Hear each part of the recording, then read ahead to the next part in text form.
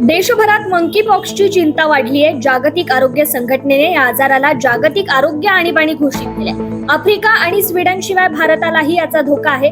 आरोग्य विभागाचे पथक सतर्क झाले आहेत. यातच सिरम इन्स्टिट्यूट ऑफ इंडियाने घोषणा केली आहे की ते मंकीपॉक्स विरुद्ध लस विकसित करतात. मंकीपॉक्सच्या उद्रेकामुळे जागतिक आरोग्य आणीबाणीच्या पार्श्वभूमीवर सिरम इन्स्टिट्यूट ऑफ इंडिया सध्या या रोगासाठी लस विकसित करण्यावर काम करते.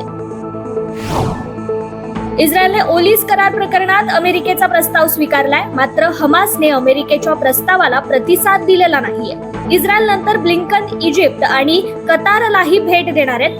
ओलिसांच्या सुटकेसाठी इस्रायल आणि हमास यांच्यातील ही शेवटची संधी असू शकते असा इशाराही ब्लिंकन यांनी दिलाय. अमेरिकेतील रिपब्लिकन पक्षाच्या खासदारांनी राष्ट्राध्यक्ष जो बायडन यांच्या विरुद्ध त्यांच्या महाभियोग प्रस्तावाचे मुद्दे सार्वजनिक केलेत. यामध्ये मुलगा हंटर बिडेन आणि कुटुंबातील इतर सदस्यांचा आर्थिक बाबतीत सत्तेच्या प्रभावाचा वापर केल्याचा आरोप बायडन यांच्यावर ठेवण्यात आलाय. येमेन युद्धासंदर्भात सौदीच्या एका माजी अधिकाऱ्याने धक्कादायक दावा केलाय. येमेन युद्धासाठी क्राऊन प्रिन्सने राजाची बनावट स्वाक्षरी केल्याचा खळबळजनक दावा करण्यात आलाय. सौदी अरेबियाचे क्राऊन प्रिन्स मोहम्मद बिन सलमान यांनी शाही आदेशावर आपल्या वडिलांची बनावट स्वाक्षरी केली आहे, ज्यामुळे येमेनच्या हुथी बंडखोरांविरुद्ध राज्याचे अनेक वर्ष चाललेले युद्ध सुरू झालंय. माजी सौदी अधिकाऱ्याने एका अहवालात लिहिलंय की सौदी अरेबियाने या अहवालावर अद्याप कोणतेही उत्तर दिलं नाहीये. सध्या जेलमध्ये कैद असलेले पाकिस्तानचे माजी पंतप्रधान इम्रान खान यांनी ब्रिटनमधील ऑक्सफर्ड विद्यापीठाच्या कुलपती पदासाठी अर्ज भरलाय. इम्रान खान यांच्या मार्फत तहरीक ए इन्साफ पक्षाचे ब्रिटन स्थित प्रवक्ते सय्यद जुल्फिकार बुखारी यांनी ऑक्सफर्ड विद्यापीठाकडे हा अर्ज सादर केला असल्याचं पक्षाकडून सांगण्यात आलंय. बांगलादेशमधील सत्तांतरामध्ये महत्वाची भूमिका बजावणाऱ्या विद्यार्थी नेत्यांपैकी एक असलेल्या नाहिद इस्लाम यांनी भारताला इशारा दिलाय. भारत सरकारने बांगलादेशमधील कुठल्याही एका पक्षाला पाठिंबा देणं ही दोन्ही देशांमध्ये आलेल्या कटुतेमागचे एक मोठं कारण आहे असं विधान त्याने केलंय.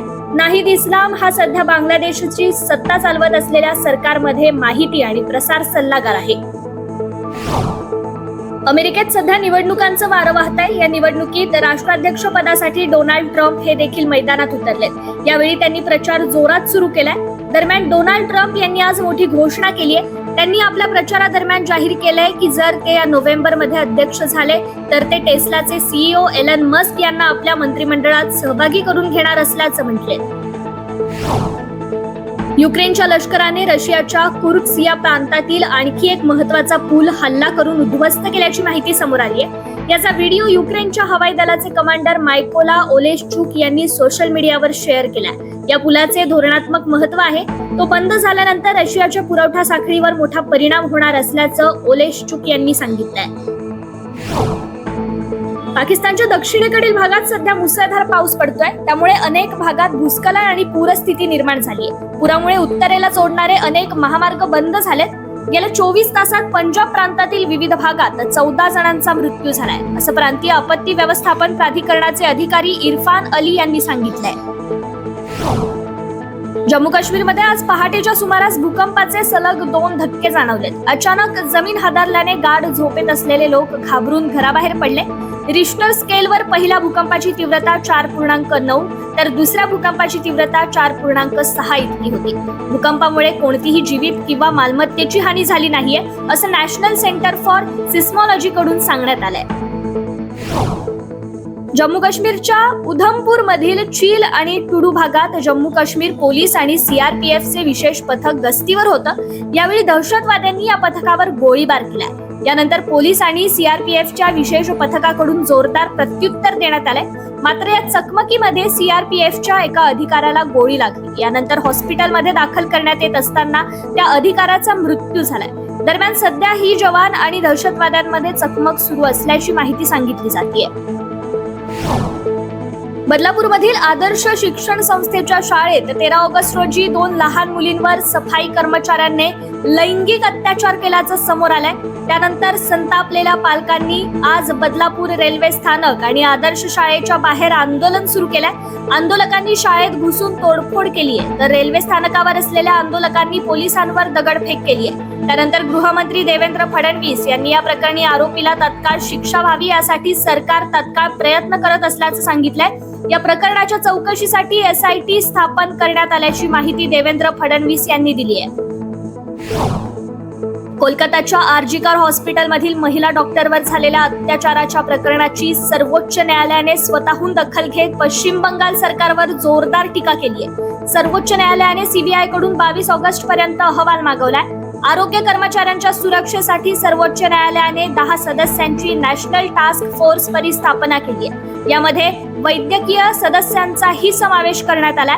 याशिवाय कॅबिनेट सचिवांसह केंद्र सरकारच्या अधिकाऱ्यांचाही अतिरिक्त अधिकारी म्हणून समावेश केला जाणार आहे. वेस्ट इंडिज विरुद्ध दक्षिण आफ्रिका यांच्यातील कसोटी मालिकेची सांगता झाली आहे. त्यानंतर आता इंग्लंड विरुद्ध श्रीलंका आणि पाकिस्तान बांगलादेश यांच्यातील टेस्ट सिरीजला 21 ऑगस्ट पासून सुरुवात होती आहे. पाकिस्तानने एकूण 2 सामन्यांच्या मालिकेत पहिल्या टेस्टसाठी प्लेइंग 11 जाहीर केली आहे. त्यापाठोपाठ इंग्लंडनेही श्रीलंकेविरुद्धच्या 3 मॅचच्या टेस्ट सिरीज मधील सलामीच्या सामन्यासाठी आपल्या 11 खेळाडूंच्या नावाची घोषणा केली आहे. बेन स्टोक्स याच्या अनुपस्थितीत ओली पोप इंग्लंडचं नेतृत्व करणार आहे. हॅरी ब्रूक याची उपकर्णधारपदी नियुक्ती करण्यात आली आहे, तर श्रीलंकेच्या कर्णधारपदाची जबाबदारी ही धनंजया डी सिल्वा यांच्याकडे आहे. युवराज सिंगच्या चाहत्यांसाठी एक मोठी बातमी समोर आली आहे. भारताच्या T20 वर्ल्ड कप 2007 सालच्या आणि वन डे वर्ल्ड कप 2011 सालच्या स्पर्धेतील विजयात सिंहाचा वाटा उचलणाऱ्या युवीवर बायोपिक निर्माण करण्यात येणार असल्याची घोषणा आज झाली आहे. या बायोपिकची निर्मिती टी सिरीजचे प्रमुख भूषण कुमार आणि रवी भागचंदका यांच्या 200 नॉट आउट सिनेमाद्वारे करण्यात येणार आहे.